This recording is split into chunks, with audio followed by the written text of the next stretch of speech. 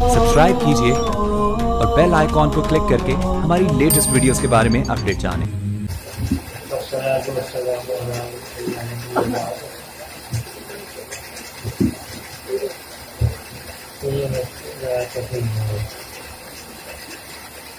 تو یہ ناصحانہ نہیں بالکل تعزیت کی لوگوں کو،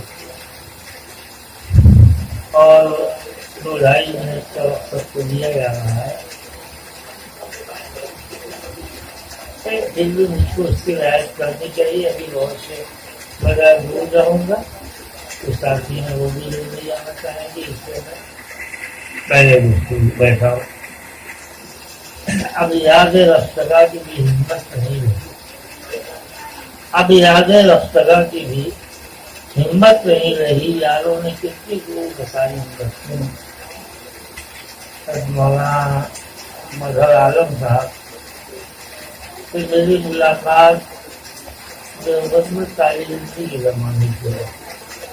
اب ایک مضمون میں نے پڑھا تھا وہ کسی گروپ میں لکھنے والے انہوں نے تاریخ کی جو تصدیق کی تھی اور اس کو منتخب کیا تھا مولانا جی کا، وہی سفید پوش جو اس وقت میں دیکھا تھا پٹھان پورا جامع مسجد میں، وہ اس کو وزرداری یہ لباس میں بھی وضاقتہ میں بھی وہ آخر طرح کی بات ہے۔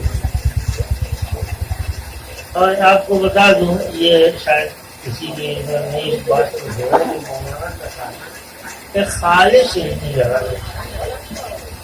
مولانا مظہر صاحب کے بڑے والد یا چچا مولانا عبدالعزیز بہاری رحمۃ اللہ علیہ اسی نام سے معروف تھے۔ ان کا سرزمین بمبئی میں بڑا احسان، وہ ایک بڑی جیز شخصیت تھی اور وہ لوگوں کے بھیجنے پہ یہاں آئے تھے۔ جامع محمدیہ مدرسہ تھا جامع مسجد میں، وہاں مدرس کیا تھا۔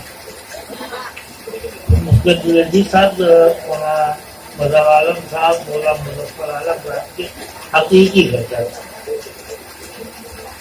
اور ان کے نظینہ اولاد نہیں تھی۔ ان دونوں حضرات کو انہوں نے بچوں کی طرح ان کی تربیت کی، اور مثلا ان کے جو اوصاف لوگوں نے بنائے، بڑے کشادہ تھے، بڑے مخیر اور بڑے علمی آدمی تھے۔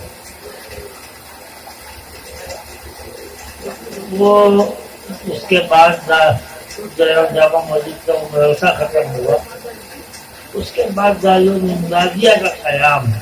یہ مولانا عبدالعزیز صاحب اس میں پیش تھے، بلکہ اصل بانی جہاں تک میری یادداشت اور میرا معلومات اصل بانی وہ تھے، باقی اور بھی ان کی تربیت تھی مولانا مظہر عالم صاحب اور مولانا مظفر صاحب۔ ایک بات مجھے یاد آئی کہ وہ زمانہ تھا جب ہوائی جہاز سے چلنا بڑی بات تھی۔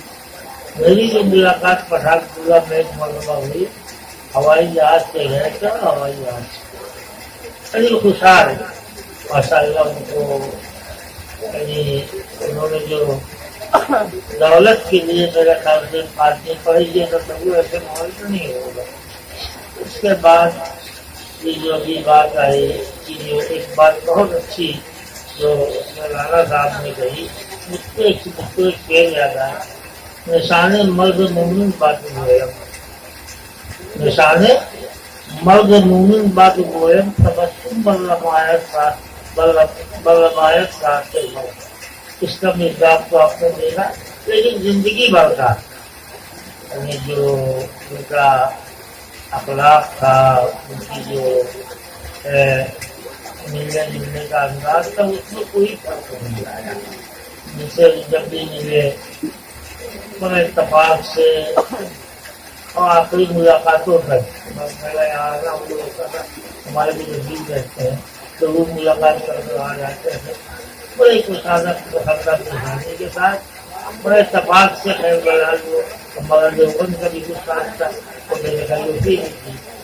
جب میں بڑے زمانے میں بہت بیمار ہوا تو کئی دفعہ یہ کہا کہ یہاں آ جاؤ، یہاں کھلی آپ ہوائے، لیکن میں یہ بتا رہا تو ان کا اخلاق آخر تک اس میں کوئی فرق نہیں ہے۔ مولانا مظفر عالم صاحب کی تو مخالف نہیں بنے، لیکن ممبئی آنے کے بعد میں یہاں باگڑا میں ہمارے بھجی سے تو وہاں جانا ہوگا. یہ لوگ کرتے اور وہ ویسٹ نہیں ہوتے.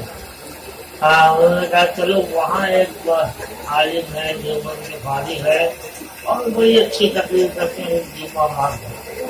ان لوگوں نے وہاں پڑھا، دیکھا مولانا بازار کا معلوم ہوا کہ دور دور سے لوگ ان کی تقریر سننے آتے اور ماشاء اللہ تھا. لیکن انہوں نے تقریر اور اس کو ایسا نہیں بنایا. باقی اس سے وہی وہاں کا قیام سبب بنا لازم مدینہ کے قیام. اس کے بعد وہ وہاں سے کچھ دن وہاں رہے کہ ایک مسافر خانہ اس کے بعد اس کا قیام ہوا. یہ لازم مدینہ جب قائم ہوا شروع میں آیا تو یہاں کچھ نہیں تھا، چند جھوپڑے سامنے تھے.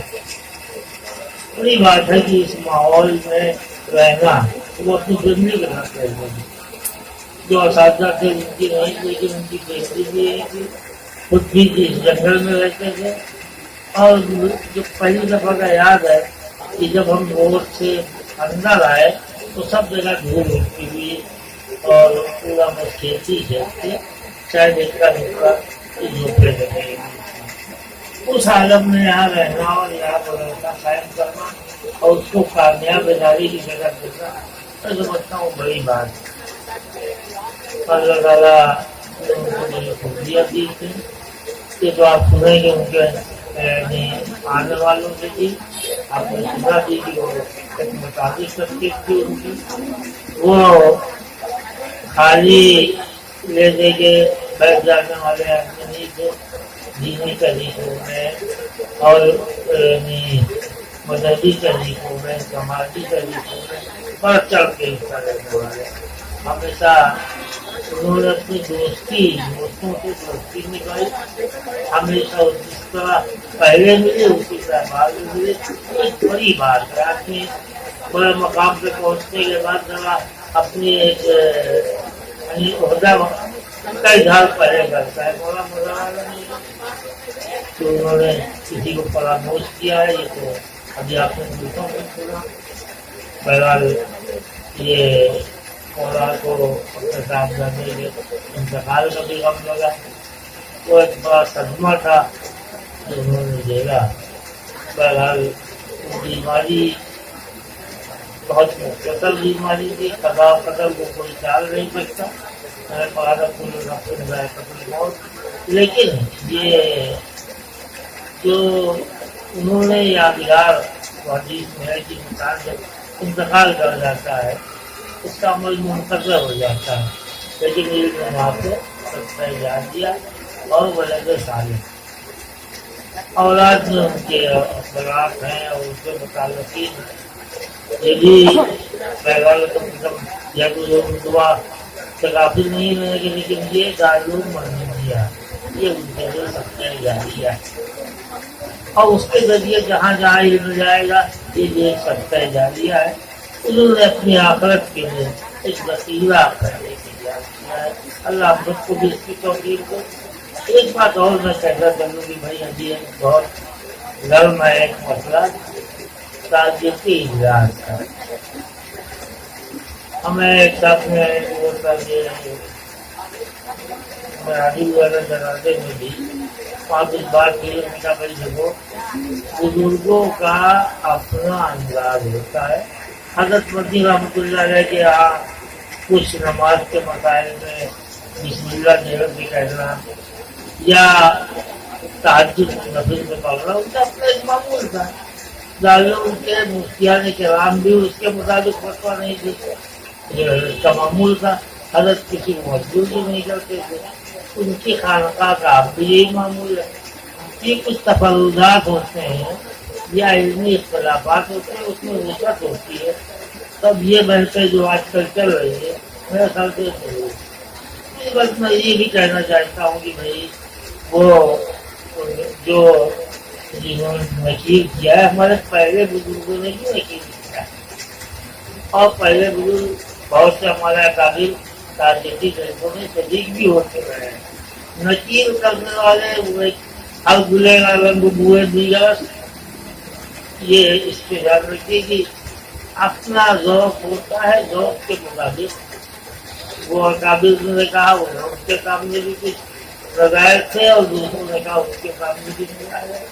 میری بات یہ ہے کہ میں اس کو نوحہ گری نہیں سمجھتا، اس کی محتاطوں میں رکھایا جاتا ہے۔ اب میں یہ آیا ہے یہ تاکہ جلسہ اور میرا خیال سے یہاں نوحہ گری ہوتی بھی نہیں، ذکر خیر ہوتا ہے، اور ذکر خیر کا حدیث کو حکم آیا ہے، اس کو محتاطوں میں رکھایا جاتا ہے۔ اور جو آخری جملہ کی بھائی جو خیر ہی خیر ہو، ان کا جس کی زندگی خیر ہو تو اس کا ذکر کرنا یہ اس کا حق ہے۔ اللہ تعالیٰ مولانا مولانا احمد صاحب کے درجات کو بلند کرے، ان کی لفظوں کو معاف کرے، پسماندان کو صبر جمیل عطا فرمائے، اور ان کے لگائے ہوئے اس باغ کو اللہ اور ترقی دے۔